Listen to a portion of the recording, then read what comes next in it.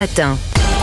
L'édito politique sur Europe 1 avec Le Figaro. Bonjour Vincent Trémollet de Villers. Bonjour Dimitri, bonjour Anissa, bonjour à Bonjour tous. Vincent, la France entière est saisie d'émotion depuis hier et l'assassinat d'une surveillante lors d'une fouille à l'entrée de l'école. Ce drame, c'est celui de trop, vous pensez Vincent?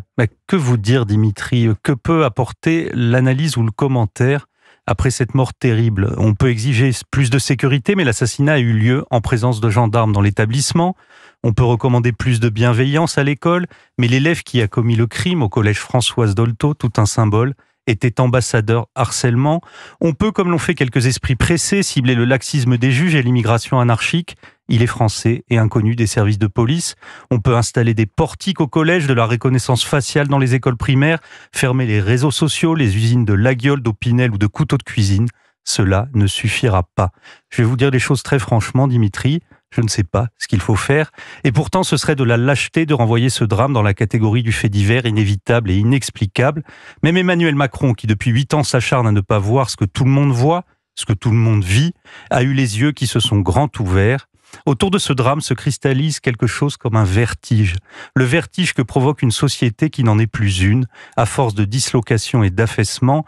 Une société condamnée, comme l'avait prophétisé Alain Finkielkraut, à l'affrontement entre le fanatique et le zombie. Mais s'il n'y a pas de véritables explications à ce stade, on attend la conférence de presse du procureur ce soir, mais n'est-ce pas le mystère de l'être humain capable du meilleur comme du pire?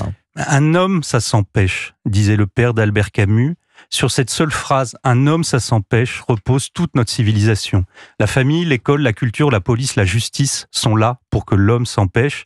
Beaucoup de parents essayent d'enseigner cette morale à leurs enfants, mais ils se sentent découragés quand plus aucune institution autour d'eux ne dispense ce principe, un homme, ça s'empêche. Ce que notre temps dit aux jeunes, c'est le contraire. La logique de la nouvelle pédagogie, c'est un homme, ça s'exprime. La logique des réseaux sociaux, c'est un homme, ça s'admire.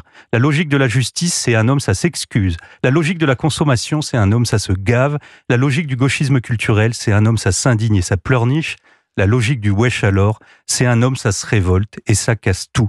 Les éléments qui permettent le contrôle de soi, c'est-à-dire l'effort, la sanction, la lecture, l'esprit de sacrifice, le goût du silence, l'admiration des héros, la passion du dépassement, sont méprisés, ridiculisés, quand ils ne sont pas tout simplement prohibés. Le feu croisé de la permissivité sociétale et du déferlement d'images violentes, pornographiques, abrutissantes, détruit les jeunes adolescents en profondeur. Vous savez, l'adolescence est l'âge des sentiments extrêmes et des appétits violents. Si l'on ne propose à un jeune de 15 ans qu'une mythologie agressive, une langue appauvrie, un mimétisme de racaille, il deviendra agressif et décérébré. Alors on me dira que ce raisonnement ne donne aucune solution pratique.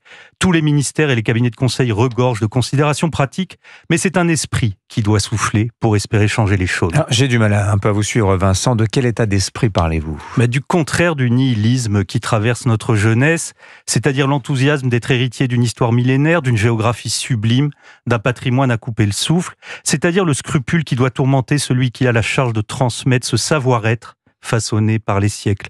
Le Premier ministre propose des portiques et un suivi psychiatrique. Tout cela n'est peut-être pas inutile, mais on ne rend pas sa fierté d'appartenance à une génération en déshérence par un tourniquet et par la régulation chimique de ses émotions. Elle ne le sait même pas, mais la jeunesse de France a soif de beauté, Dimitri, d'élan, de grandeur, d'un dessein collectif, toutes ces choses immatérielles sans lesquelles il ne peut y avoir ni société humaine, ni véritable politique. Signature Europe 1, l'édito politique. Merci beaucoup Vincent Trémollet de Villers.